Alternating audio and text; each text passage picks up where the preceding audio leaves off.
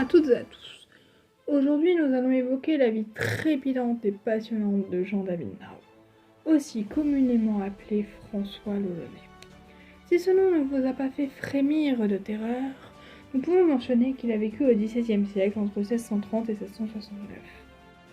Il faut souligner qu'avant d'être considéré comme le pirate le plus cruel ayant opéré depuis Tortuga, il eut un passé tragique.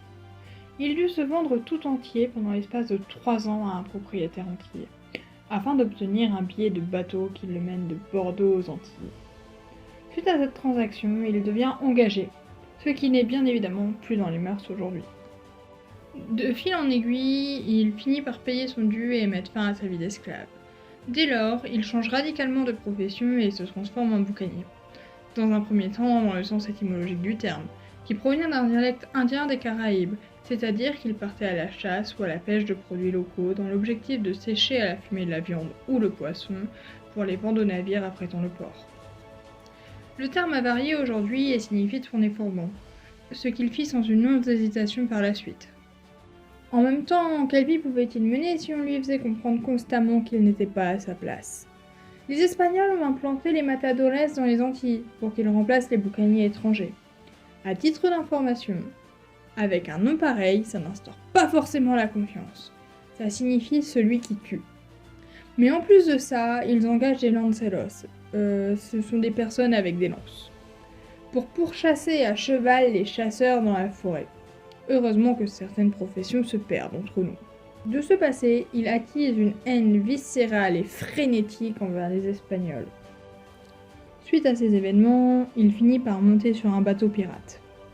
Le capitaine meurt assez rapidement et il le devient à son tour. De là, certaines versions narrent qu'il serait parvenu à sympathiser avec les autorités coloniales françaises, qui fermeraient les yeux sur ses activités frauduleuses en mer et qui serait allé jusqu'à lui offrir un navire pour dissuader les Espagnols de s'approcher de Saint-Domingue. Toutefois, il ne resta pas sur les abords de l'île comme les Français l'avaient prévu, et se dirigea vers le Mexique.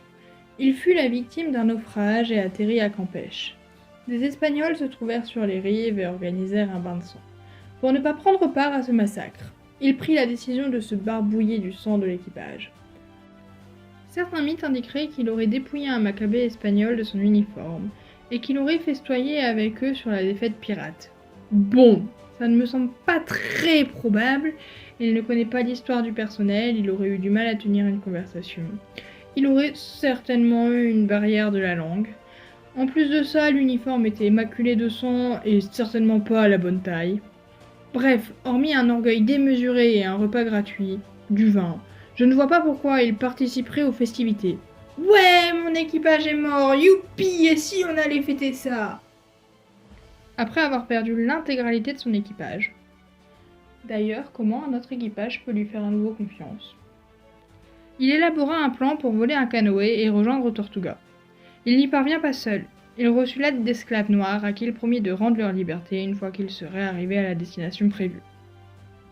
Suite à ces mésaventures, avec un équipage et un navire flambant neuf, il s'attaqua à un navire espagnol ancré dans le port de Cuba et détruit par la même occasion la ville de Los Cayos. On en parle que niveau nom ils se sont pas foulés. Los Cayos, ça veut littéralement dire île aux rocheux, ce qui est à peu près Cuba. Pour quand même dire une anecdote assez amusante sur ce navire à Cuba, Lolonais décapita l'intégralité de l'équipage à l'exception d'une personne afin de transmettre un message au gouverneur. Celui-ci indiquant qu'il ne révélerait aucune pitié à l'égard de cette population. Il s'empara du pavillon et se dirigea vers l'actuel Venezuela, anciennement nommé Maracaibo. Pour guise d'information, nous sommes en 1667. En chemin, notre cher Jean-David s'attaqua à la flotte des Indes présente dans la mer des Caraïbes. Il réussit allègrement à s'emparer de bonnes prises. On peut notamment citer l'accaparation de grands voiliers chargés de cacao, de pierres précieuses, de mousquets, de poudre à canon, ainsi que d'une grande quantité d'argent. Il faut savoir qu'à partir de ce moment-là, il a hérité du doux surnom de fléau des Espagnols. On peut également s'intéresser à des chiffres amusants. L'équipage de Lolonais a subi une lourde perte de 40 hommes et de 30 blessés, pendant qu'il a exterminé plus de 500 ennemis espagnols. Une fois arrivé à destination à l'intérieur des terres, il met à sac Maracaibo. Il réalise assez rapidement qu'il n'y a pas autant de richesses qu'il aurait dû en avoir. Une partie des habitants avait pris la fuite, à juste titre. L'Olonais envoie ses hommes traquer les habitants à travers la forêt. 20 Espagnols ont été torturés, capturés et massacrés. Il finit par faire faux bond à cette ville pour rejoindre sa bien-aimée Tortuga. Il profite et dépense l'argent durement acquis au fruit de son labeur, en vin, en femmes et en jeux de hasard. Ah, quelle vie! En 1668, une fois à sec, il se dirigea vers le Nicaragua. Il avait pour objectif de piller le pays entier avec 6 navires et 700 flibustiers. Sa première destination aurait dû être le cap Gracias a Dios, que l'on peut traduire par grâce à Dieu, et qui pour lui porte très mal son nom. À cause d'une tempête, les courants les emmenèrent au golfe de l'Honduras, lieu qu'ils pillent bien évidemment en attendant des conditions météorologiques favorables. Leurs victimes se trouvent être des localités de pêcheurs de villages de Puerto Cabello. Ils volent leurs canots et détruisent leur village. Comme vous vous en doutez, ils se forgent une réputation du feu de Dieu au sein de la mer des Caraïbes. Selon Alexandre Olivier Excomunin, il avait pour habitude de tailler en pièces et d'arracher la langue aux personnes qui n'avouaient rien sous la torture. Dans une autre anecdote célèbre, l'Olonais découpa le cœur d'un captif, en mâcha un morceau, puis le fourra dans la bouche d'un autre captif. Dans ses heures de gloire, il va même jusqu'à décapiter l'intégralité d'un équipage et prend même le temps de lécher sa lame ensanglantée entre chaque victime. Bon, les traitements qu'il inflige peuvent également lui causer préjudice. Dès lors que sa réputation parvenait à l'oreille des gens, il cherchait davantage à se battre qu'à se rendre, vu que dans tous les cas, il subissait le même sort. Pour en revenir à ses conquêtes, notre flibustier ne trouve aucun butin digne de ce nom sur la côte nicaraguayenne. Pour cette raison, il prit la mauvaise décision d'entrer dans les terres où les Espagnols lui préparaient une embuscade. La seule capture qu'il est parvenu à faire est celle de San Pedro, c'est-à-dire une colonie minuscule. Il revient donc bredouille de son expédition. Ni une ni deux, il fit aussitôt le choix de repartir pour son ultime périple. En 1668 toujours, il rejoint l'isthme du Panama, où il capture un galion et vous ne devinerez jamais sa nationalité, espagnole pardi, qui se retrouve être lourd et peu maniable dans des eaux tumultueuses. L'équipage finit par échouer sur la côte des Moustiques au Nicaragua, où ils tentent de fabriquer des bateaux rudimentaires pour retourner à leur chère Tortuga.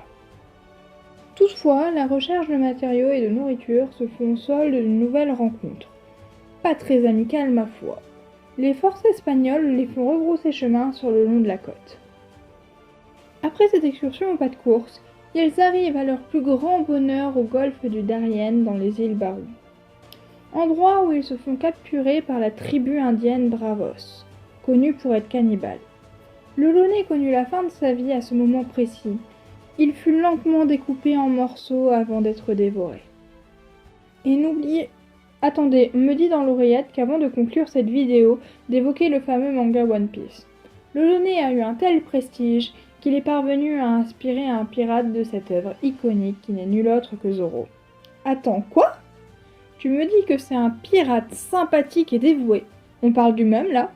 Bon, soit. Mais pourquoi un nom en consonance espagnole s'il les maudissait tant ? Et n'oubliez pas, mes petits sous-holographes, votre cocktail du jour. Sans frais accompagné de sa tête décapitée et de cacao. Si la vidéo vous a plu, n'hésitez pas à liker, à commenter et à partager.